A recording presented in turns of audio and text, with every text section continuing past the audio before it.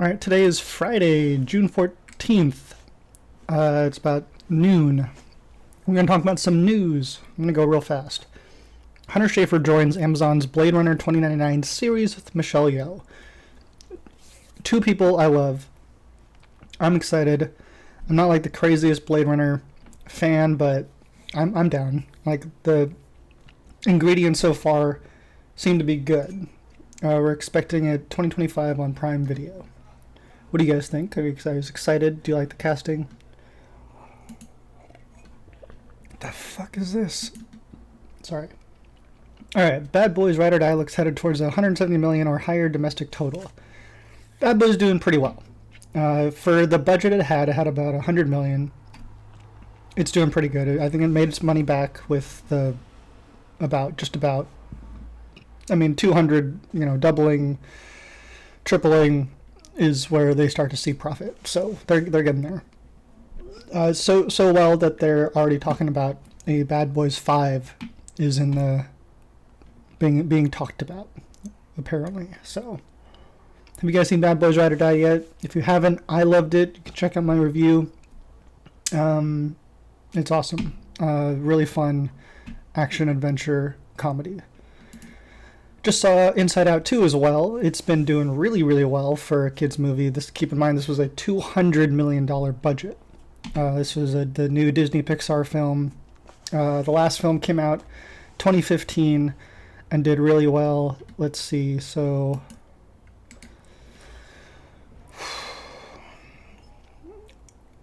yeah, had 13 million on Thursday previews. Total with overseas 22.3.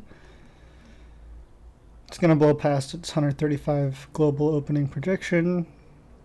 So yeah, it's looking to be the first 100 million opening weekend of the summer, which is good, but it's a little like, still historically one of the worst summers for movies ever.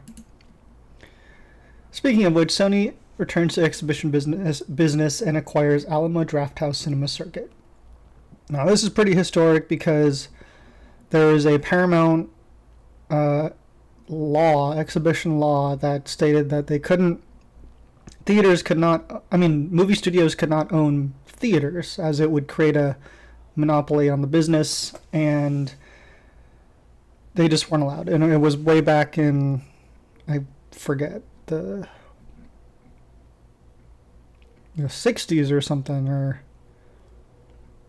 but basically at the time Disney was not considered big enough to be part of this Paramount deal, which is why they are the one exception, and they own the El Capitan Theater on Hollywood Boulevard, and still do, and that's where they hold their premieres. And it's been the one weird loophole that is so funny to me, because now Disney is one of the biggest.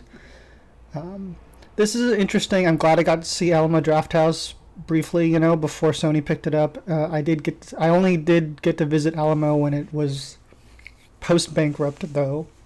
So things were looking a little gloomy for it even when I went. I'll post a video sharing my trip, but yeah, what this means is that Sony will have total control of all these screens, which is not that many. It's definitely not an AMC or a Cinemark or Regal, but it's decent. But it's most likely going to be pretty exclusively Sony stuff. They can do all their Sony stuff in house. They get all the profit.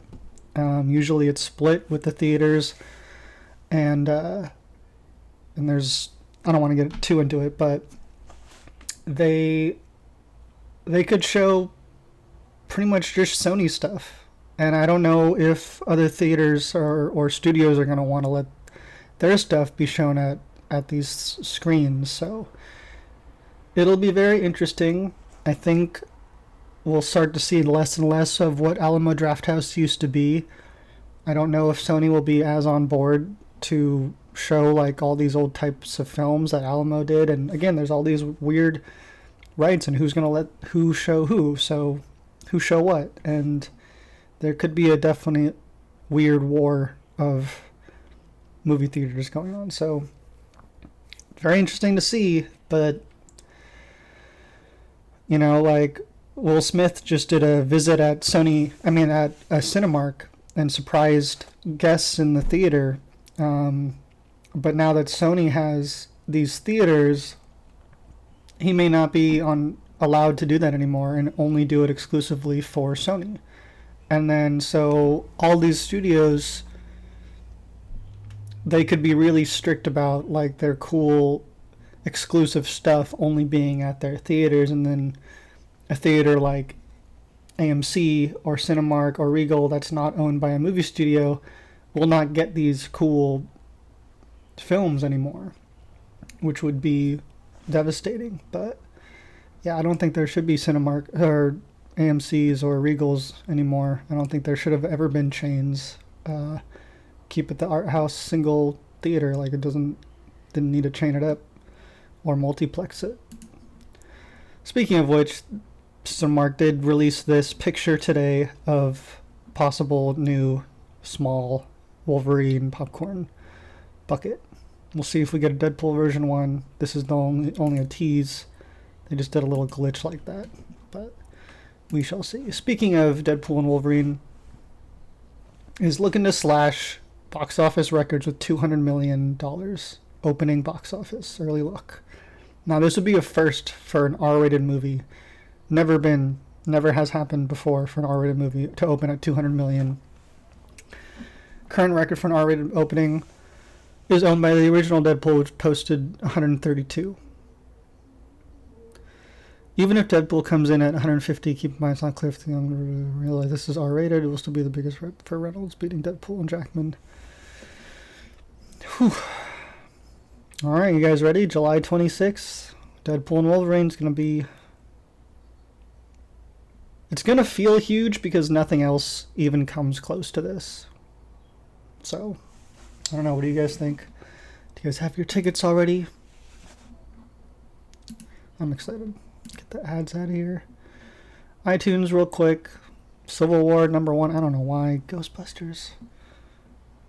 It's like all the bad movies. Like, hopefully everyone got to see this already, but it's sad that Godzilla's not up here anymore. And yeah, have you guys seen Inside Out 2 yet? You guys excited for Bike Riders, Exorcism? I don't know, nothing too crazy. Quiet Place, Despicable Me 4, and we'll start off July. So yeah, let me know what you guys think. Thanks for watching. Have a great weekend.